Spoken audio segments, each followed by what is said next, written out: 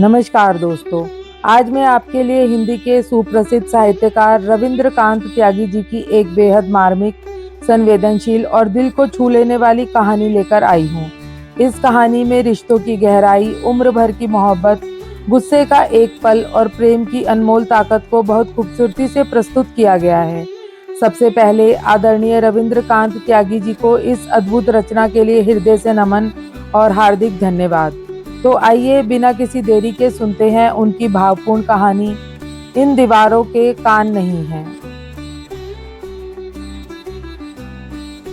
Lahaul villa कुवत। अरे बेगम, ये गुसल खाने में उबलता पानी क्यों रख दिया? मुझे नहलाना है या पकाना है? अरे सुनती हो, नलके से थोड़ा ठंडा पानी लाकर मिला दो। हमने कपड़े उतार दिए हैं, बाहर नहीं आ सकते। खलील मियाँ बाथरूम से चिल्लाए। अरे कहाँ मर गई नसीमन की खाला? यहाँ हम ठंड से मरे जा रहे हैं और तुम पड़ोस में निकल गई होगी गप्पे हाँकने। अरे मर ही जाएंगे तब आओगी क्या? बरेली के पास के छोटे से कस्बे की पुरानी सी हो गई हवेली में मोहम्मद खलील बेग और उनकी बीवी शमीम बेगम अपनी जिंदगी की शाम गुजार रहे थे। अकेला बेटा सऊदी में कहीं ठीक ठाक सी नौकरी करता था और अम्मी अब्बा के गुजारे के लिए मुकम्मल रकम भेजता रहता था। घर में हैंडपंप का पानी होता था जो गुसल खाने से कुछ दूर था। अरे मखदूम की अम्मी, अब क्या कयामत के दिन तक यहाँ गुसल खाने में ही बैठे रहें या उबल जाएं गर्म पानी में अंडे की तरह? बाहर से कोई जवाब नहीं आया। तंग आकर बिना नहाए ही ठंड से कांप रहे वृद्ध शरीर को कपड़ों से ढका और लड़खड़ाते से सुबह से फैले बिस्तर में जा घुसे। गुस्सा सातवें आसमान पर था। ना जाने कहाँ मर गई बेगम। सोचा तो था मस्त स्नान करेंगे, फिर धूप में बैठकर गर्मा गर्म चाय का लुफ्त लिया जाएगा, मगर पानी के उबाल ने खून में गुस्से का उबाल पैदा कर दिया था। स्नान हुआ नहीं और कंधा झुलस गया अलग से। ना जाने सुबह उठते ही किसका मुंह देखा था कि दिन की शुरुआत ही नामुराद गुजर रही थी। तभी टीन के दरवाजे की कुंडी जोर से खड़की और काली शलवार व सलमे सितारे वाले कुर्ते पर काली ओढ़नी ओढ़े बेगम नमूदार हुई। मियाँ जी रजाई में मुंह ढके चुपचाप बिस्तर में घुसे थे। बड़े नाच से बोली, अये मखदूम के अब्बा, बड़ी जल्दी नहा धो लिए? क्या बात है, बुढ़ापे में जवानी को मात दे रहे हो मियाँ? फिर कोई अनुकूल प्रतिक्रिया ना देखकर कुछ घबराई सी बिस्तर के पास पहुंची और मोहब्बत से बोली, सब खैरियत तो है मेरे हमदम, मेरे महबूब, नाराज हो गए क्या? दरअसल जवानी के दिनों से ही दोनों एक दूसरे से बेपनाह मोहब्बत करते थे। जब बच्चे बड़े हो रहे थे तो थोड़ी बहुत चिक-चिक आपस में होती रहती थी, मगर उम्र के इस दौर में कुछ अकेले रहने के कारण और कुछ एक दूसरे की पूरी तरह निर्भर रहने के कारण दोबारा एक दूसरे के एकदम नजदीक आ गए थे।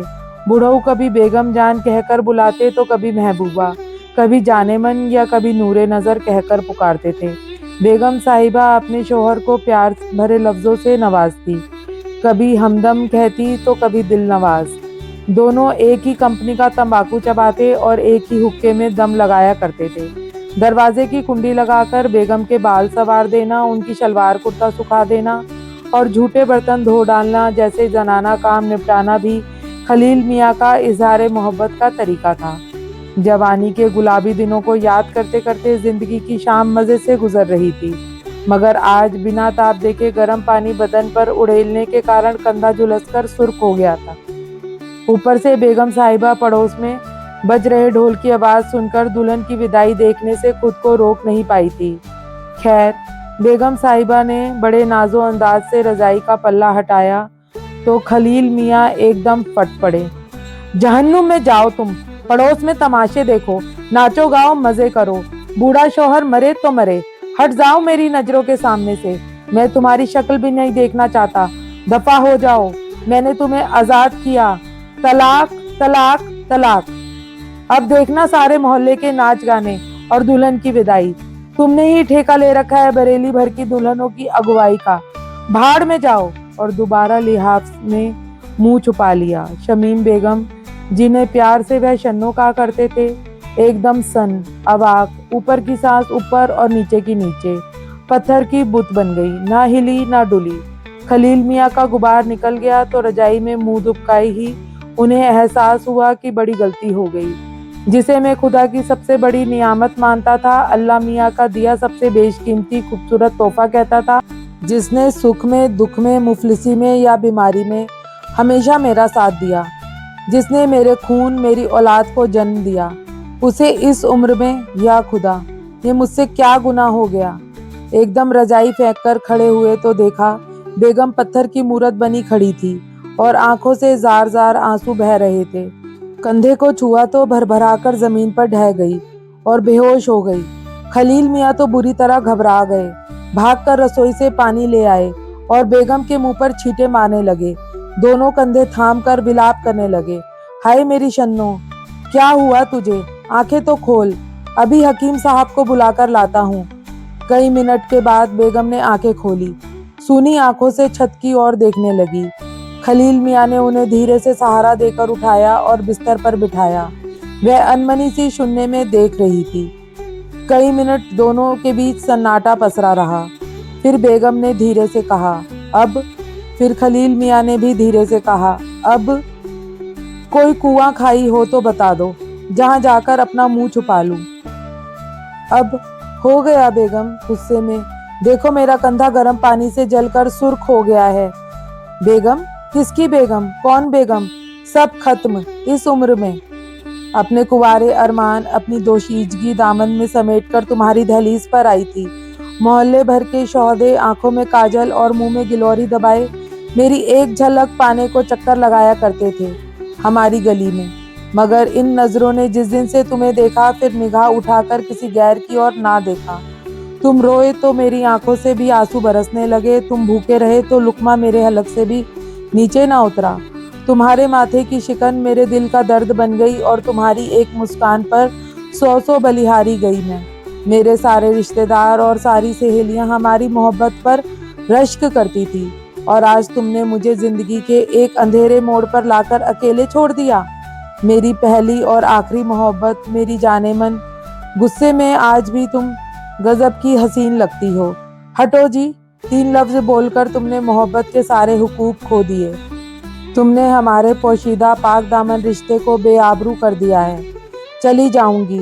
उन्होंने एक दर्द भरी हिचकी सी ली और दोबारा बोलने लगी, अपना मुंह छुपा लूंगी किसी अंधेरी खो में। अगर अल्लाह ताला ने इस उम्र में यही लिखा है मेरी किस्मत में, तो यही सही। और मैं कहाँ जाऊंगा जानू?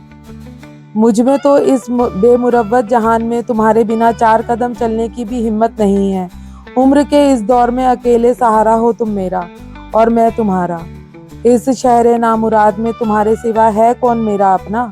मुझे अकेला छोड़ दोगी मरने के लिए? वह एकदम द्रवित होकर बोले। फिर उन्होंने बिस्तर पर बैठकर कंबल का एक सिरा अपने घुटनों पर डाला और दूसरा सिरा बेगम के कंधे ढकते हुए बोले, देखो जानू, जब मुरादाबाद में चाचू के निकाह के वक्त दुल्हन के पीछे बैठी तुम एक पल के लिए बेपर्दा हुई थी और तुम्हारा जमाल देखकर मैं बावला सा हो गया था, या दोबारा मौका मिलते ही जब हमारी आंखें चार हुई तब तुम शर्माकर घर के भीतर भाग गई थी। तो मोहब्बत की उस आंख मिचोली का कोई गवाह है? दुल्हन की डोली के वक्त भीड़ भाड़ में मैंने तुम्हारी गोरी कलाई बेसाख्ता पकड़ ली थी और तुम्हारा चेहरा गुलाब की पंखड़ी सा गुलाबी हो गया था। उस छुअन के पहले एहसास का क्या कोई चश्मदीद है क्या मेरी बुलबुल? वो शब जिसे सुहागरात कहते हैं, जिस रात आसमां के सारे सितारे मेरे आंगन में उजाला बन गए थे और चांद मेरी बाहों में उतर आया था, जब जन्नत की सबसे खूबसूरत हूर और अल्लाह ताला का दिया सबसे नायाब तोहफा मेरी जिंदगी में आया था। मैंने तेरा पर्दा हटाया तो मेरे मुंह से निकल पड़ा था, या खुदा, तूने मेरे दिल की मुराद पूरी कर दी। तब मेरे और तुम्हारे बीच कोई तीसरा शख्स था क्या? बेपनाह मोहब्बत के उन पलों में 2 दिलों और 2 जिस्मों के बीच इंसान का बनाया हुआ कोई कानून, कोई मजहबी आयत, किसी मंदिर या मस्जिद की रिवायत या समाज की बंदिशें नमूदार होती थी क्या? नहीं ना। आज एक बात बताओ मेरी नूरे नज़र, जब तंगी के हालात में हम अपने हिस्से का खाना बच्चों को खिलाकर भूखे ही बुरा वक्त गुजर जाने के सपने देखते हुए एक दूसरे की बाहों में समाकर सो जाया करते थे, तब कोई पूछने वाला था कि तुम्हारे घर में दाल चून है कि नहीं? तुम मर रहे हो या जी रहे हो? सुख में, दुख में, बीमारी में, गरीबी में, गम में, खुशी में, तीज में और त्योहार में। पूरी जिंदगी कोई एक दूसरे के साथ था तो हम और तुम थे। तुम्हारे जख्म पर मर्हम मैंने लगाया तो मेरे दुखते दिल को राहत सिर्फ तुमसे मिली। जब हमारे अकेलेपन से, हमारी ज़रूरतों से, हमारी बीमारी से और दुख दर्द से इस बेमुरवत नामुराद समाज को कुछ लेना देना नहीं, तो हमारे झगड़ों से किसी मजहब वाले को या किसी रवायती की मैली चादर ओढ़े ज़माने को क्या लेना देना जानूं। मोहब्बत दुनिया के हर कानून से, रस्म रिवाज से और किताबी लकीरों से दूर अल्लाह के सबसे नज़दीक की शय है। इससे बड़ी इबादत और कोई नहीं है। चल खड़ी हो जा मेरी हुस्न की परी, लजीज सी चाय बना ले अदरक डालकर। दोनों धूप में बैठकर पिएंगे और गुफ्तगू करेंगे। भाड़ में जाए तलाक विलाक, इस जिंदगी में जुदा ना होंगे। देर तक दोनों लिपटकर रोते रहे। इस घर की दीवारों के कान नहीं थे। दोस्तों, उम्मीद करती हूँ कि आदरणीय रविंद्रकांत त्यागी जी की यह भावपूर्ण कहानी आपको ज़रूर पसंद आई होगी। अगर इस कहानी ने आपके दिल को छुआ हो तो वीडियो को लाइक करें, अपने परिवार और दोस्तों के साथ ज़रूर साझा करें और ऐसे बेहतरीन साहित्यिक कहानियाँ सुनने के लिए मेरे चैनल को सब्सक्राइब करना ना भूलें। एक बार फिर इस अद्भुत रचना के लिए आदरणीय रविकांत त्यागी जी को सादर नमन और हार्दिक धन्यवाद। फिर मिलूंगी एक नई और दिल छू लेने वाली कहानी के साथ। धन्यवाद, नमस्कार।